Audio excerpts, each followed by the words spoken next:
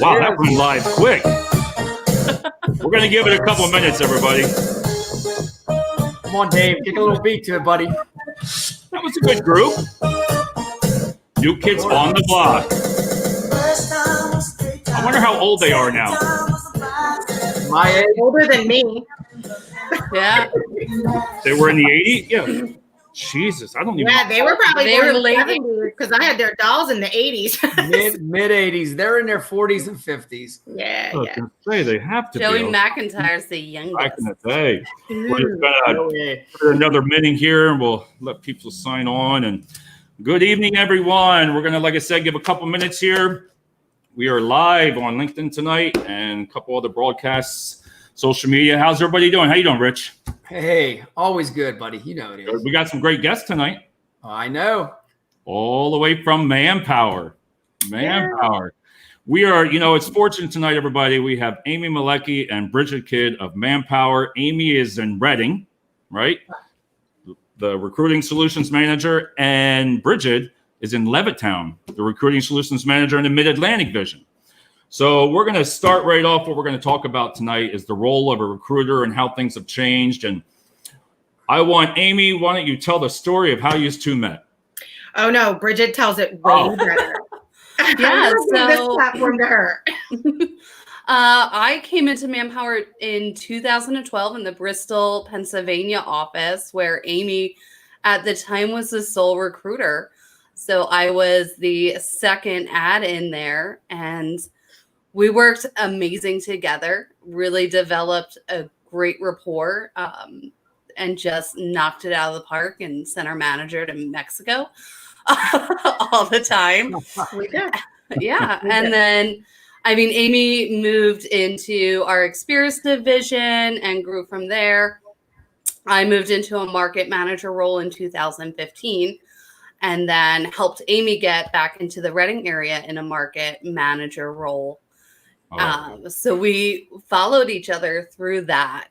Ironically, as close as we've always been, we always talked about our career paths and what we wanted.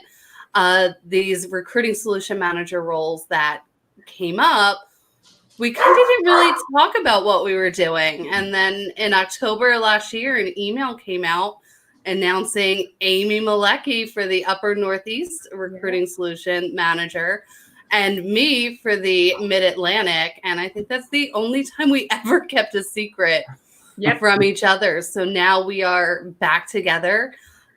We were known as Bramy because we worked as one. All right. There was never any competition. We just wanted to get the right people in the right job and make it easy for ourselves. So I am so blessed to have her as a coworker and confidant and a really good friend. Nice. Yeah, I've known her for so many years now, I feel like, Aww. And there's a long story with that. We have a long story at another time, but she really helped me out a lot. Yeah, and I'll thank you for that, Bridgid. I'll say I'm equally as lucky to have you in my life and my career, just as a professional and personally and professionally. So Bridgid was with me when my last son was born almost 6 years ago. This Thursday will be 6 years for him. And Bridgid just had her last little girl, and I was there for that. So we've really shared a lot just in our career and our personal life. So it's exciting to be able to. How long have you both been at Manpower then total, Amy? For me, collectively, I've spent just about 10 years at Manpower, back and forth. And then Bridgid got me back in 2017. 2017. And Bridgid, how long you been with Manpower? Just about 8 years.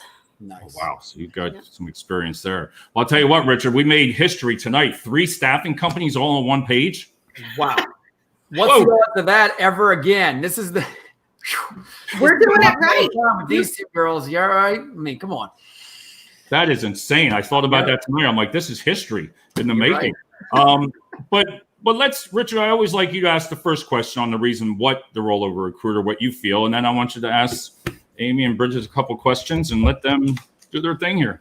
Sure. Recruiting's in my blood. So just, we're going to have everything focused on you two tonight. So basically just tell us some of the changing roles that's going on. I see it all the time. I talk about it on my show, but I want to see what is going on with Manpower and the changes that is happening right now. Great question. I don't know. I'll kick it off. So for us, when I look at the role of a recruiter in my experience, the definition is typically always the same. A recruiter is a person that finds talent or people to fill open job orders, right? Right. But for me, that implies that you need a job order before you go find the talent. And if you fast forward as the role of a recruiter in 2020, we all know that is the furthest from the truth. You do not need a job order to find talent a great opportunity, right? No. As a recruiter, I feel like you are a master or an expert in your craft. So you know your role, you understand your market, you know your talent, you understand the processes, the legalities. You eat, sleep, and breathe recruiting, which makes you great at your job if you do it well. Yeah, and our clients need to recognize that, we've been so long taking the orders and letting them dictate to us what they need. But as the experts, we really need to be that sounding board to let them know what they really are looking for. If there's job descriptions or hundreds of things that we really need to break down as recruiters and say, okay, this is what you really need. Let's look at the transferable skills, what can't be taught, and show them the talent that we know is going to fill that role the right way the first time.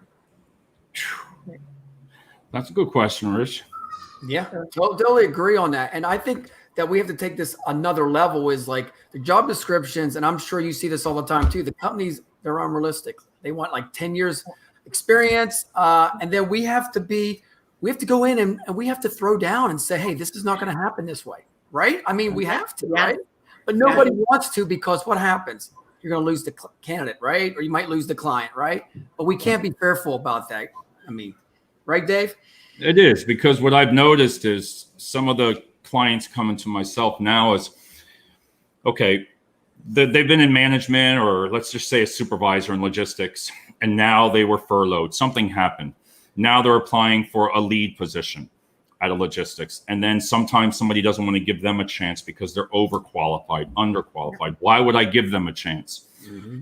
And I try to send it to candidates now and say, listen, this is what you want. I've said it all the time. This is what you want. But it's like a scale. What are you willing to give up? I think too. And I think it works both ways. So you're having those really tough conversations with candidates and clients. And I think that again is one of the things that recruiters struggle doing. They struggle having those tough conversations when it comes down to it, and you're explaining the transferable skills, you're explaining the hard skills. This is what you have, this is where I can fit you. It's like a round, what's the saying? Square peg, round hole. That's right, Bridgid, I know you have it reminds me of that child's toy with the different shapes, and they are just so focused on that one. They don't look at the other sides to see, where can we fit? How can we fit? And it's, we have to have the conversation with the clients to let them know who this candidate really is. Yeah. It's not just a piece of paper. It's not just bullet points on a resume. And really sell the person for what we know they can do and where they can go for your company. I like that. And I really think I want to elaborate on that. I think that everybody says interview. I hate to say that word interview. It's meet and greet. You call them on the phone and you're meeting and greeting them, and you're talking about their personal life, everything. Because I think recruiters, and I've seen in the past, I had people I managed, they're on the phone for 5 minutes and off the phone. Yeah. How do you know in 5 minutes what that person wants? Or you just throw them out there and say, they want this job. And then what happens? They quit after 2 weeks, or they don't even show up for their interview. I mean, we have to qualify them a lot better is what I think. Exactly. And just to echo that, I think we have to qualify to disqualify, right? So that's the saying I like to use. We're qualifying to disqualify. As recruiters, we should be we're talking to so many people every day. We are going to disqualify more than we actually qualify if we're doing it right, because we're asking the right questions of our candidates and clients to make the best match. Yeah, we need to funnel, we need to start with a wider, broad range and narrow down to what the right position is for that person. There's no more focused on one job. We need to be that matchmaker and that expert that both sides want to work with and want to call because they trust you. They know that you have their best interest in heart. It's better for us to make the match the first time. Absolutely. You know, because a happy person's going to go to work. And when they go to work, the client's going to be happy. And then they're not calling us and yelling at us. And that's fantastic. And that is so true. It's trust. Like I always say, they're part of my workforce family. You're part of my family for life. And I think recruiters, and we all have to know, without them, we don't have a job, right? Correct. And Yeah, candidates are consumers, right? Exactly. Candidates, and we have to build that foundation of trust and that rapport. And that comes down to really strong communication and, more importantly, better listening. We have to listen. We can't help anybody if you don't know what they're looking for. You have to find that out first. Bridgid, do you find with the new I call it the new workforce, you know, because it is diversified now. There's so many different people coming into the workforce. How do you handle them to where if they're coming to you and going for a different job that might not fit them, but they want the job? Do you know what I mean? Then you have to look at the transferable skills. You have to look at the soft skills, and sometimes it's the right client too. Right. The environment of what people want when they work has changed so much. So finding that right fit. I didn't come into Manpower with a recruiting background, but I had a sales and account management background that they could easily mold and train into the way they want it. Hopefully Amy will say that it was an easy transition. So are there those soft skills that aren't trainable? Do they have that desire to get ahead? Because when a candidate or an employee wants to do more, that's only going to benefit your company. You're going to be able to grow who you already have, you know, and finding, you know, what they want. My husband's company, they used to be suit and tie every day. Then they went business casual. Now they're jeans and hoodies because that's what the workforce wants. So what is the environment that these individuals are really going to thrive and flourish and grow in? Because we want to grow for ourselves, for our families. Nobody wants to be static. So we have to find the full environment and that big picture that we know is going to give them the opportunity, because transferable skills are some of the best. That's a good way to say that, transferable skills. You're totally right. What are you guys seeing out there right now? For me, work-life balance is almost number one. I mean, people want to be home with their family and stuff like that. They throw the benefits and salary. Sometimes they'll lower that. It's that work-life balance. It's super important, especially now with homeschooling. Amy has children still in school. I have 2 boys in school. And during COVID, I had an infant and 2 boys homeschooling. So I'm blessed to work for a company that is so understanding and embraces everything around us as what makes us who we are. So work-life balance, I think, is huge for people, and they're willing to take a cut. No, go ahead. No, Amy, that's good. Have you seen any of the companies changing for you? Like, let's just say some of the bigger companies, are they trying to do different things in your area up in Reading for this type of situation that's happening? Yeah, great question. And I'll just echo what Bridgid and Richard shared. It's definitely flexibility. I think we did a survey recently, and it was like 64 or 67% of workers, that's their number one, right? They want flexibility. We have, across the nation, from West Coast to East Coast, we have seen a lot of employers embracing those changes and adapting to the lifestyles that their workers need and want, right? So we've seen split shift schedules. We've seen part-time. In a lot of these production manufacturing, IT and technology has largely been remote work from home. You could pretty much kind of plug and play, right? Wherever you're at. But when you're talking about entry level and you think of Manpower for what Manpower is, Bridgid and I see this every day, along with our teams, where you have these companies that have been working 10, 12-hour days, 5-6 days a week. And I mean, you hear the stories. Amazon is having their workers do these 12-hour shifts. A lot of this is out there, and we've got to get creative. We've got to split those schedules. Maybe instead of an A or B schedule, it's now A, B, C, D, E, F. right? How can we get creative? Because I just read an article just talking about working parents. I read an article that women, moms, working mothers are stepping back an entire generation in some cases, having to stay home with their kids, right? And I'm very lucky because my husband is mom and dad. He's fantastic. I work a lot and he's always there for me. But you have both parents in many cases working.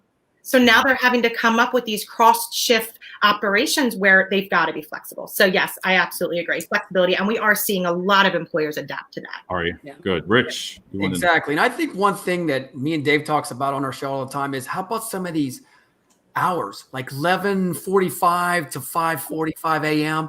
I mean, people can't work around that schedule. I mean, that's something that's big too in our industry. It is. It's a struggle. And I say, hey, Steve, how you doing? Steven, good evening, buddy. We also have down below a Jack Kidd. Does anybody? I see Jack. Do you know Jack? I've met him once or twice. That's all right, we're going to bring him on. We're going to bring him on in a couple of minutes here. He's out there with 3 kids. Don't do that. Oh, he's backstage. Yeah. Do you know? So you know Jack then, right? I married him. Yeah. Oh. Okay. K-I-T-T. Duh. Hey, sorry about that, Jack. I didn't know that was your wife. All right, that never happened. I'm looking down there and I'm like, how did he get on there? That was pretty funny. We talked about before is what I found is I'm struggling, and I think Rich is too, is the time it's taking some of the companies to get back to us, even for the direct hires. Like I have 3 people right now. It's been 3 to 4 days. One's already found a job. Mm-hmm. So now they say, oh, yes. And I'm like, I try to tell them. So I called the company today, and Amy, you understand what I mean is to have those tough conversations. Absolutely. I just say it now. That's it. Listen, I text, you wait, they're gone. And that was a very skill set person. And I lost, So sure, and I think in that case, everybody loses, right? Your client loses, the candidate loses, the recruiter loses, the reputation suffers. Right. So when you look at this, we as recruiters, again, this is a little bit of that changed role. We have to set those realistic expectations. And this was pre-COVID, current COVID, and post-COVID. Yeah.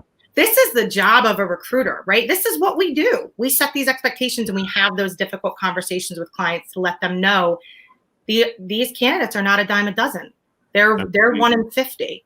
So if you're ready and this is what you're looking for, you make the move, you make the call, you get them started, you extend that offer. We can't wait on good talent because it's gone. As quick as it shows up, it's gone. Well, Richard, look who's joined the show. Richard, I want you to introduce this young lady. Richard, your turn. Cynthia, good evening. Yes, she is. We're going to. Cynthia, I want you to ask that question. You're going to type it back in, and I want you to ask that question to Amy that we discussed about, and I'll wait for you to type it in. So, Rich, go ahead. Yeah, I totally agree on this. And you know what? What works for me is 24 hours. If you don't make a decision in 24 hours, they're gone to your competitor right down the street. And I tell them that. I said, I'm hooked up with both. So, whoever shows the love the first. And they usually respond to that. But a lot of recruiters, like you said, Amy and Bridget, they're scared to say that.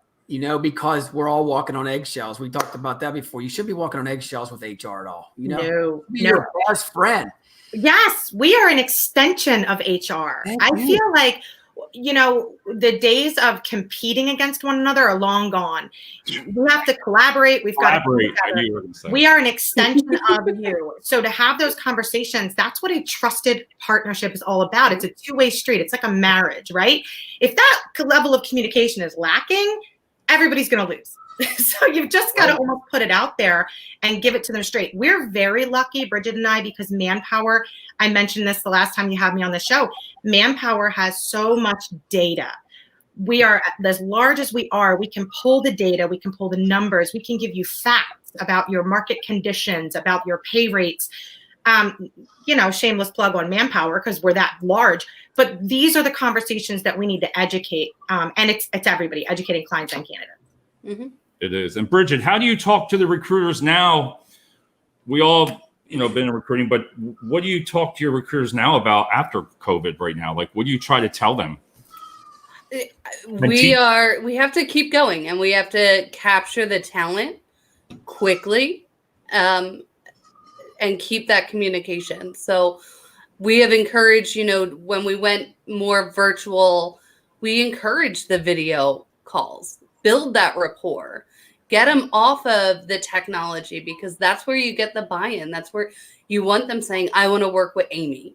I want to work with Richard, because they feel that you have their best interest in heart, because we should. That's where it comes from. So before, during, or after, whenever that comes, we shouldn't lose touch of that. I think this is a great learning experience about how important that relationship and connection really is, and how important it is to capture them quickly, because if we don't, somebody else will. That's so what we I need, say it does. right? You lose. And I think just to add just a quick thing, I think also the follow through, holding yourself accountable as a recruiter to be reliable to your candidate, right? Don't leave them in the dark.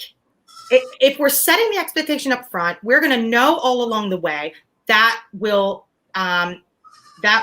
accentuate that relationship. And that's where this question comes in. That's where this question. We want to say Steve's from Elwood, all the way out Utah. Is it Utah? Was it Nevada? Where it said Missouri. Arizona, Nevada. You've said 5 different places, David. I don't know. My memory's shot. Somewhere in the Midwest. Good evening. Such awesome information to share with us all. We can all use and share different ideas how to make it successful. That's true.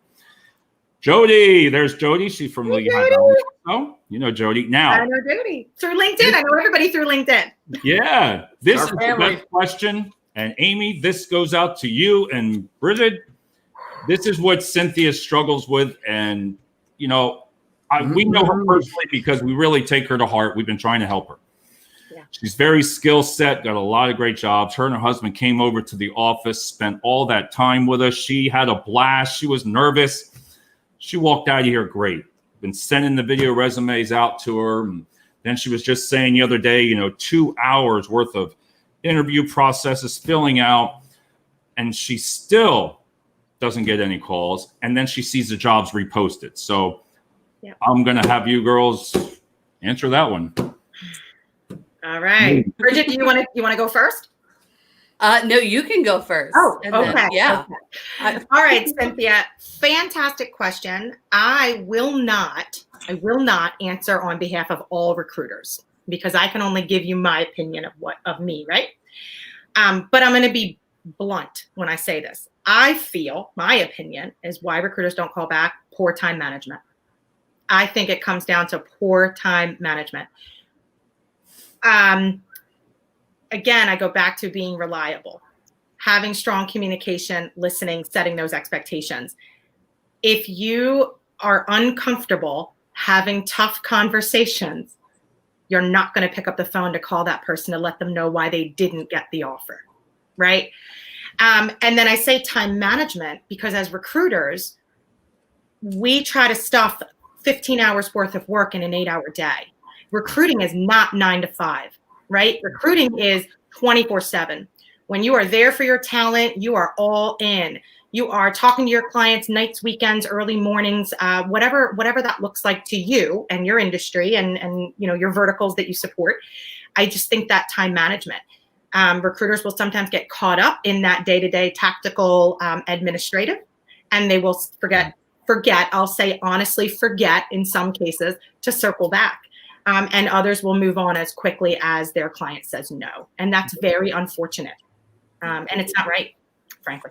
No, I'll piggyback. I think some of it is fear too. They don't know how to have the conversation. They don't realize that by having that conversation, they're helping you. Yep. And we need to do better. And I am sorry that you've had that experience. We know it happens in our industry, but we know it's something that recruiters need to be better with. They need to be able to get a little uncomfortable if they really want to help their candidates get ahead and give them the honest feedback. Yeah, absolutely. And it's so funny because as recruiters, we hear it, right? And we coach hundreds of recruiters across Manpower, and we'll hear them say, oh, we got ghosted. These candidates are no call, no show, right? And then you turn around, you don't call your candidate back. And we're like, what? You're supposed to call them the morning before their interview too, right? You're supposed to call them the morning. Call them at 7 a.m. if the interview's at 10. Come on, right? Simple things.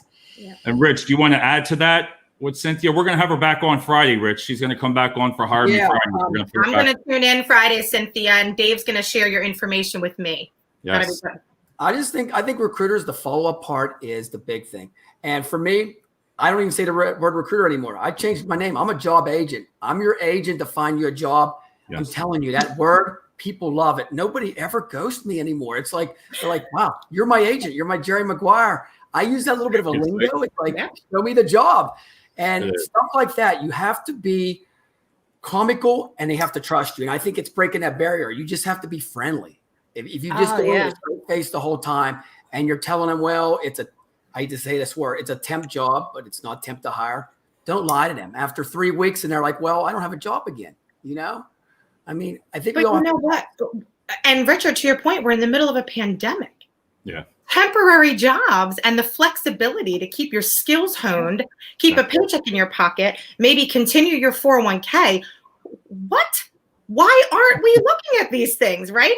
So agency recruiting, corporate recruiting, temporary jobs, temp to perm, it doesn't matter.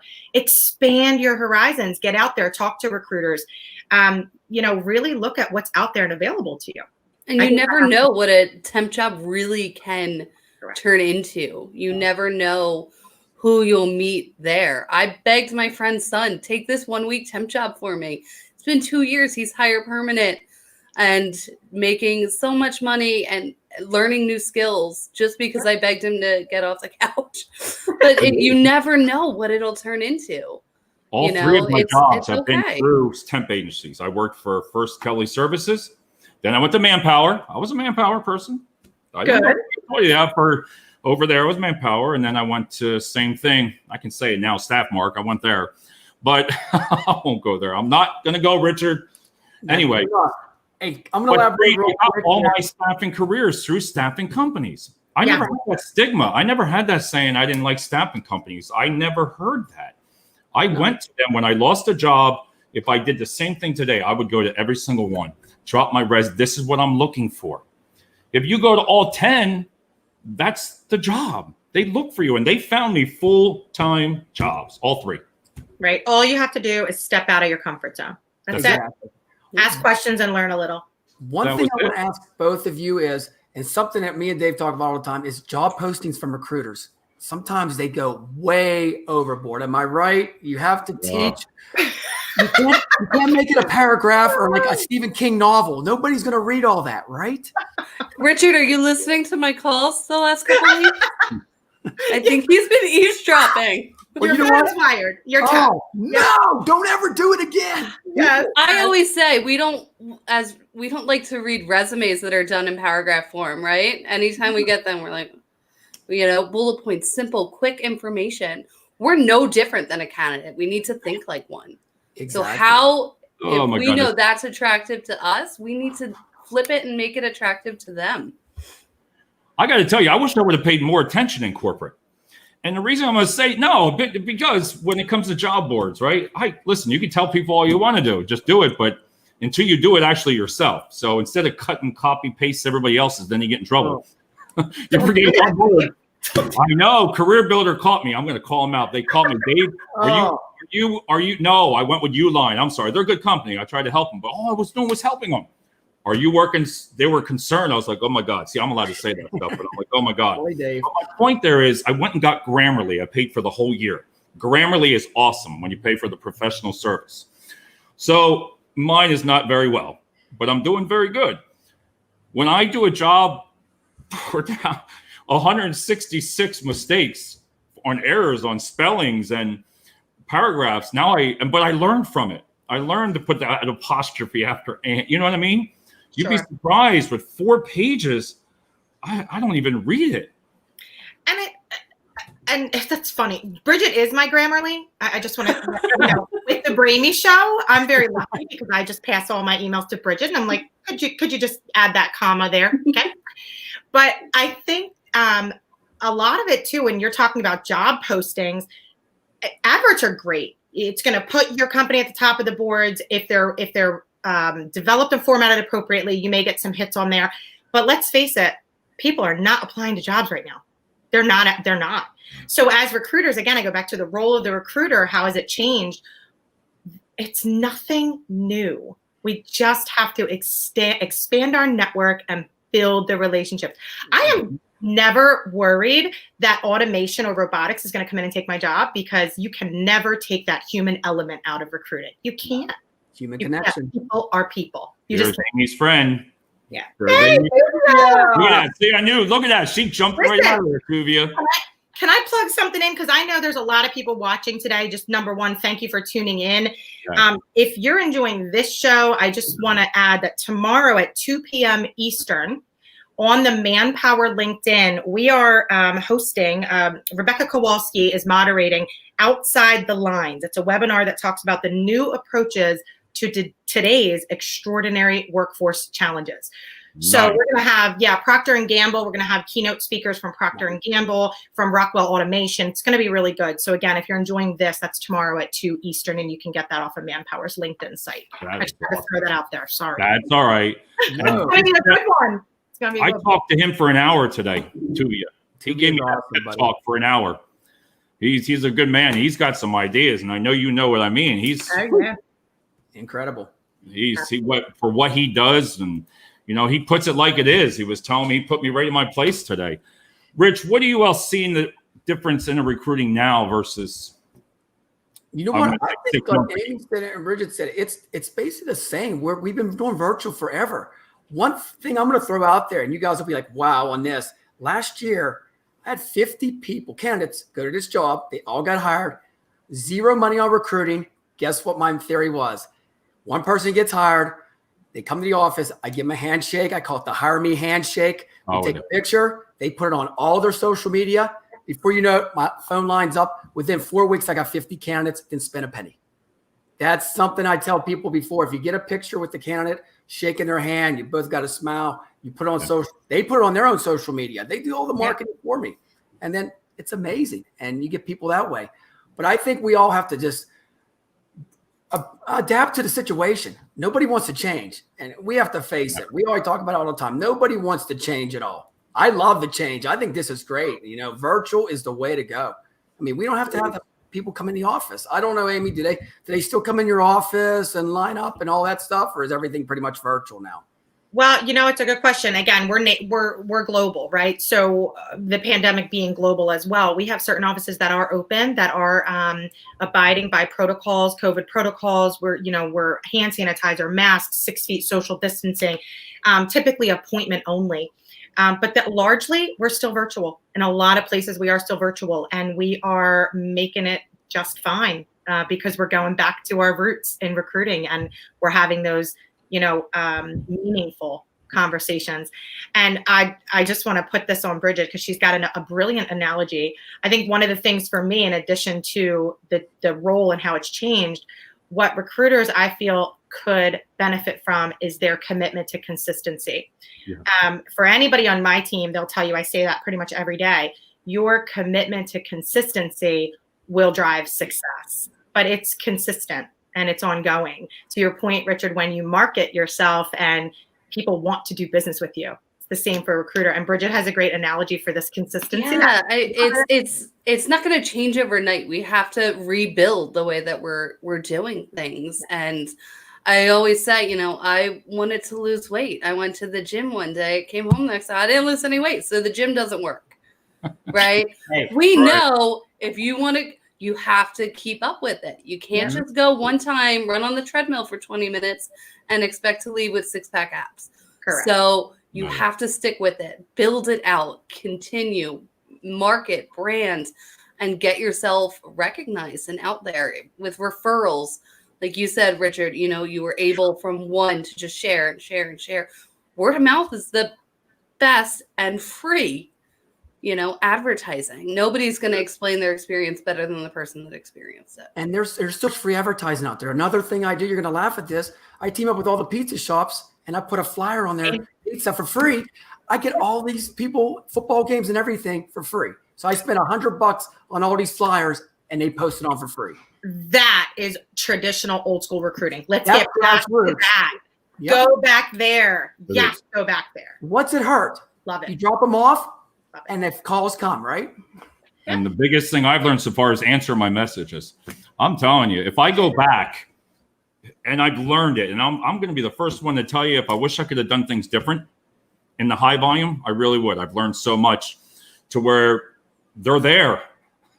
You miss them. Absolutely. I missed them back then. I would blow that stuff up with saying, hey, Texas is great, and it is a good tool. But if you don't respond. That's it. And you have to respond quickly. We're in an instantaneous world. When my Amazon package is not here in 2 days, I am not happy. We need to reply. Otherwise, they're looking at their phone. They haven't texted me back yet. And I reply all the time on my phone with if somebody, their direct hires, Richard, Sunday, you're answering on a Sunday. I had 4 placements for Monday. So 4 direct hire placements. I hope one of them gets a job. Brian, if you're watching, you better take them. They better take them. I've sent them 6. I don't care if they're watching or not. They know me. They trust me. So but my point is, would I've ever done that on a Sunday before? I would have. But it's trying to teach people now. It's Saturday. Sundays is a really good day. I hate to say this, but Saturdays and Sundays, I personally would sit there and say to some recruiters, hey, you need 4 or 5 hours off during the week. Take it. But then please just answer some messages on some Saturdays. Take your laptop. Let me tell you. 10 to noon on Saturdays. I've done it for 5 years. I'll call 10 people. I'll get 9 on the phone. Is that amazing? Because everybody's home at that time. No other recruiter will do that. And that's where we get ahead. That simple 1 hour. We have recruiters right now stepping out of their comfort zone and they're doing, coffee Saturday mornings, 10:30 live Facebook videos where they're talking about their area's opportunities at Manpower, their job opportunities. And I think it's those recruiters that will set themselves apart, that will increase their brand awareness, their visibility, their candidate attraction, and ultimately their followers. And that will go a long way. Exactly. You do a lot of videos. I told you that Manpower does a lot. I would always be like, hey, look there's Amy, with that van. And yeah, we love our mobile recruiting unit, and Mid-Atlantic just got one. Now we got a black one around and a white one. You need to bring me aboard. I'll bring my surfboard and help you guys find some people. I'll give you a question. Offices to be open when you're on wheels. They don't need any of that. They don't need it. It's nice. If you had to say, like Amy and Bridgid, both of you, what do you tell recruiters now? How do you say to be different? What do you do? What do you try to rebrand them? And like Amy, you said it to a point to where I thought about it the other day, how you said recruiting and marketing. Sure. If you look at recruiting and marketing, like Richard, ourselves here, like that, you're doing something different. People know you. People respect you. People trust you because of video. You can really know a lot of people about video. You know that. Sure. But also, like you said, step outside of the bounds. So how can you change that behavior besides if somebody doesn't want to do it? I mean. Yeah, so it's a great question. I will just say that I have led by example. Right. So what I have done in order to influence the teams that I coach at Manpower and a lot of my connections that just come to me for advice, I lead by example. I have wonderful partners like you, David, and Richard that invite me back on your show. So I have this great platform. Bridgid and I are here, and now we can take this and share this with our network at Manpower to say, this is what we're talking about, right? So just leading by example, I think just growing your own network and showing people this is the way. It is. And finding a job is supposed to be fun, right? You got to make this fun. Yeah. I'm going to throw one more idea out there, and I'm done with ideas for the night. One thing that really works, we tried it with Staffing Shark Week, but I've done it in the past. It's called the job party. Who wants to go to a job career fair? I have a job party, 30 people on Zoom. We play music. They introduce themselves. They throw their resume out there. They connect with everybody. It's so much fun. We did that. It was fun. We did it. It's 40 minutes. Bridgid and I are down for a job party. Right? I like parties. I'm going to have one. We'll do an 80s job party. Usually we get 30 people on, and everybody's looking for a job. And then they spread it on. And the next job party, we have 30 more. That's So right. you have 120 candidates in 4 job parties throughout the We had month. people we didn't even know who they were. We're like, who are you? I don't know. I'm just tuning in. It's pretty fun. Dave was the DJ. It was okay. That's what it's all about. And I just want to take a moment. I saw Sean Murtaugh. He had a little comment up there. I just want to say, Sean, thank you for watching. Quick story. Sean and I have known each other now over almost 5 years. I'm going to say almost 5 years. We have never not once met. We connected through LinkedIn when I worked at Experis in 2014, I think. I had recruited him, ironically, for a position that he did not accept. We have maintained a friendship and a professional relationship for all those years. And that is the role of a recruiter in a nutshell, right? That is when you can say you're doing it right, when you've never met anybody. So, Sean, thank you for supporting and watching today and putting up your comments. Appreciate you. That's awesome. That's what I like about LinkedIn. Everybody, there we go. Now Sean says, "Hi, Amy." but what do you see? What do you see happening in the next 3 months? What, if you were to say, what are you predicting? Would say that's going to go on with school, with everybody not sure what's going on? This is your cue. Me? Yes, you. Yeah, Bridgid. Oh, You're on. So from a recruiting aspect, I mean, we have to watch the market because we have to figure out the flexibility, have the honest conversations with our clients so that we can market the talent properly. It's a tough time. So with companies, they're going to have to get on board. We don't have the option to leave kids at home, when they're 6 years old in kindergarten. And how we market the jobs, do we find the parents in the split shifts and one works during the day and one works in the evening? So we have to stay creative. We have to stay consistent, and we have to push our boundaries. What is our comfort zone, and push ourselves out of there a little bit each week, each month, to find what's working. Perfect. And it's true, like you said, because Richard, we've told you, and I don't know if with being virtual right now and all the job boards out there and everybody's saying, when you see some of them, hey, $15 an hour, come on down, steel toe shoes, no boots, whatever, and no drug screen, whatever, come on down, show up. Okay. Where are you working, hon? I don't know.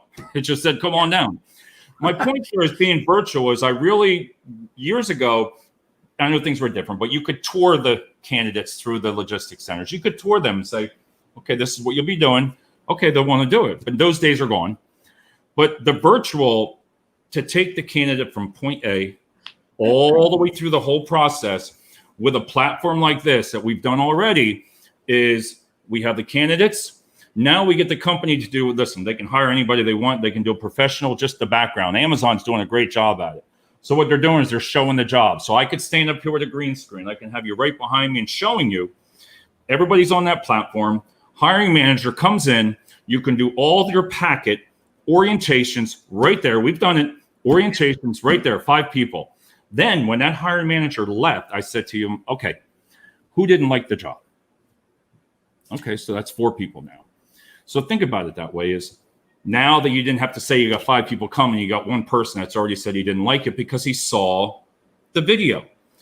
Put that out there. Show the candidate what they'll be doing. Yeah.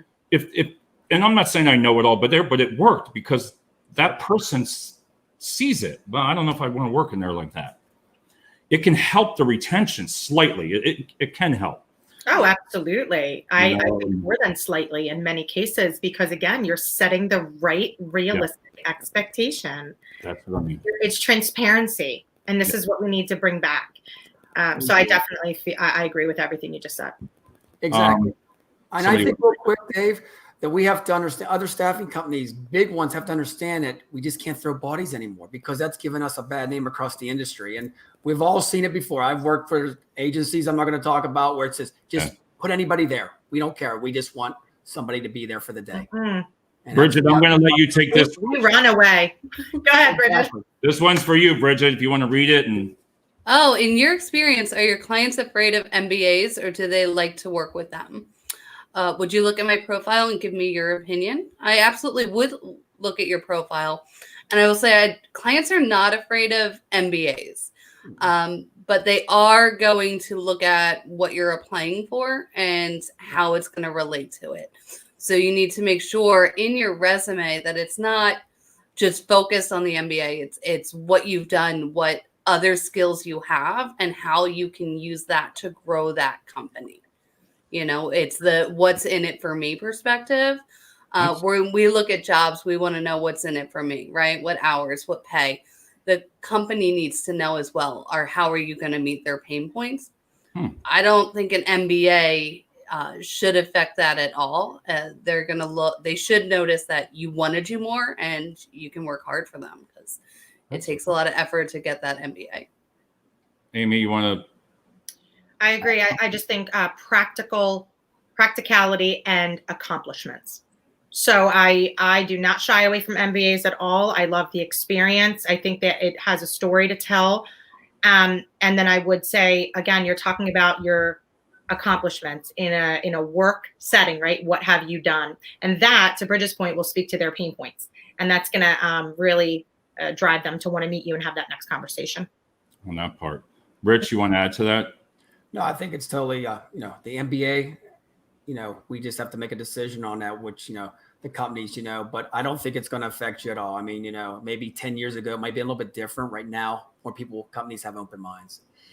And I agree with that, because when I'm listening to you, I just think of that hard discussion. If you don't want to do it, if you don't want to say it, it hurts me sometimes when I got to tell the person, listen, I can't help you. Yep.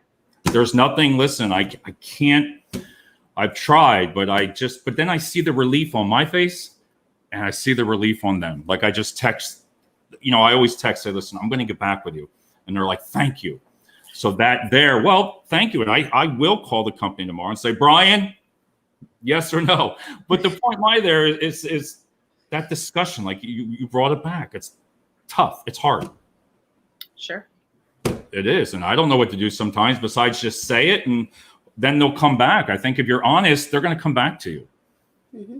I agree. And I think, Sean, what you're asking about is an interesting take. Wonder how it work on higher level jobs. I think you're talking about how David was explaining the interview, having the green screen behind him, rolling the jobs, and bringing them in. I personally feel like this is what AI is doing, right? So in a lot of the newer applicant tracking systems where you have these candidate tools that are pulling out buzzwords and keywords, they're essentially already doing it. So if you just marry that with video, and now you have this select core group that match that job description. For me, as a hiring decision maker, whether I'm a CEO, CFO, CIO, CTO, I'm going to want that. I'm going to want to see that, because my day consists of 25 other things, and they do not include looking at a resume, right? That's not my job. So again, as an extension of HR, I feel like you could do this on any level of job if that partner is willing and open to get creative and try new things. And really, post-COVID, this is what we're going to have to do. We're going to have to get. I agree. And wow, he's got a lot of great questions. He's great in general. Great. Everyone link into him. You want to read this one out again? Why not? And then we'll get a couple more minutes here. So let's see. I'll ask, looking for a business development and marketing role. The path goes through sales positions. In this environment, sales is very difficult. What alternative paths do you see in companies looking forward in this environment? Do you want to know? Yeah. Sean, I don't have to leave this office no more to do sales at all. Never. Sean, I will never walk out of this office and never go to another company. Sean, you know why? Because I thought outside the box. I've taken other platforms and I utilize it. Yep. What I mean by that, Sean, is I can do my sales. I can send my video 30 seconds, 45 seconds, right?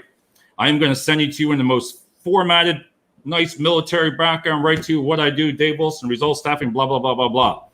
I'm going to send it to your personal email, right? Then I'm going to send it to your cell phone, the same thing. Same thing. My video with the format, I'd like to introduce you to my candidate or what I do, right to your cell phone.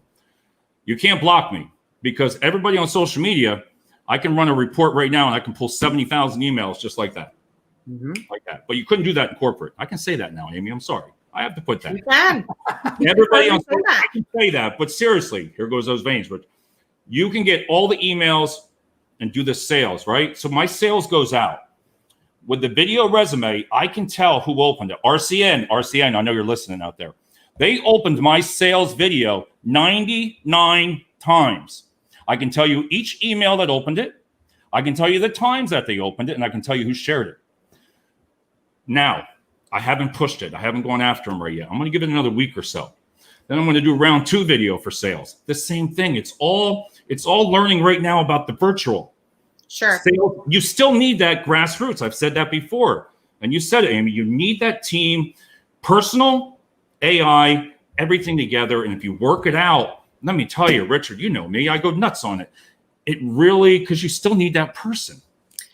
Yeah, and I think from a transfer, just to look at the other aspect of that, because you are in a sales related role, you've done this forever. But when you're talking about somebody that has a technical background or an operational background, and now they want to make this move into sales, this is very similar to what, so Bridgid had the opposite, right? Bridgid came to us from Verizon. She had the sales background. She was packaged, and then she came in and we saw that transferable skill set in her right away, just based on that interview.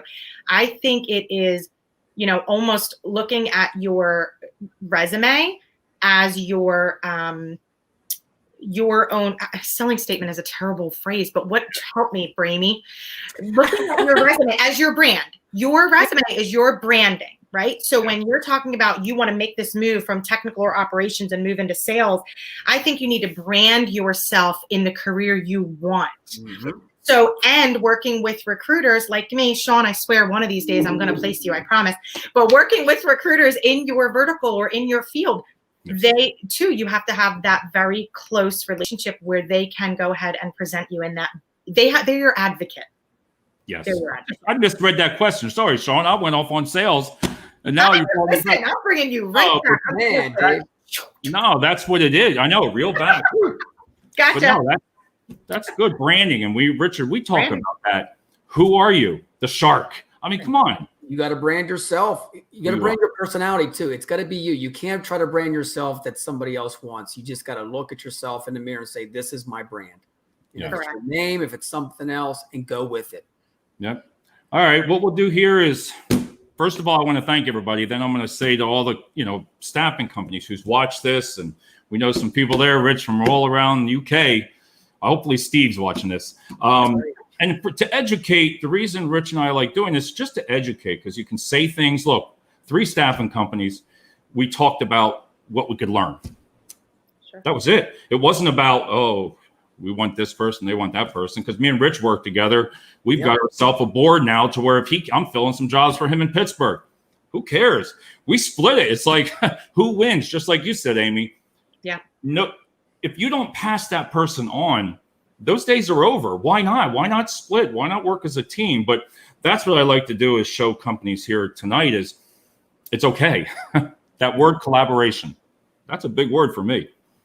Big one. I love it. And I'll say thank you to both of you again for just having me and, having Bridgid as a group together, just to share our opinion of how the role of a recruiter has changed and what we're seeing as experts in the industry. We just appreciate this platform to be able to share this, and we look forward to other industry experts coming on and sharing their opinions as well. It is. Yeah, thank you so much. This is Amy, very enjoyable. It was great. It is. Amy, if you could sum it up for yourself in 35, 40 seconds, what would you tell candidates out there today? I never talk for just 40 seconds. What I will say is open yourself up to agency recruitment. That's what I'll say. You never know where you will end up when you can talk to a recruiter that has access to 500 clients. So open yourself up. Bridgid? You don't have to meet every checkpoint listed on a job description. If you meet 1 or 2 and you have the drive to do the rest, give it a chance. Do you feel, I'm going to get to you. See, I always stop real quick. Bridgid, do you feel that it's that job of that recruiter to really go back and sell that to the client, right? That's what you're saying. They need to sell it to both sides. Yeah. Take that fear away from the candidate. Let them know that they see something special in them, and go to the client with that selling statement about what they saw in this person and ask for that chance. That's perfect. Yeah. All right, Richard, you always like to sum it up, and how can you not? The shark. I'm sorry. The shark. The first thing as a recruiter, like I always say, I'm the head coach. They're the player. Without both of us, we're not going to win a touchdown or anything like that. So it's teamwork all the way. I just want to thank both of you again. You know what? It's been great here. And the thing I always say at the end, and this is true to my heart, I always say, look in the mirror, say, I love myself so I can love other people around you, because life is so short. Just love everybody, and sharing is caring, See? I love that. Richard, I love you. Okay. I need you to come to the Lehigh Valley, man. I got to bring you down. We never met. I never met Bridget, I David. feel like that's our cue. Amy, I love you. I love I love you. Look, Richard knows me. I'm like, hey, he's my BFF. He's going to be texting me till late tonight. So, but there again, like a relationship, I've never met Richard. We've never met personally. But this guy here, we both help each other, and it's great. I love that feeling. So thank you, Rich. So, all right, everybody. On that note, we're going to end it. And I always say my favorite saying here, Richard, is you never know. Is we're going to end it.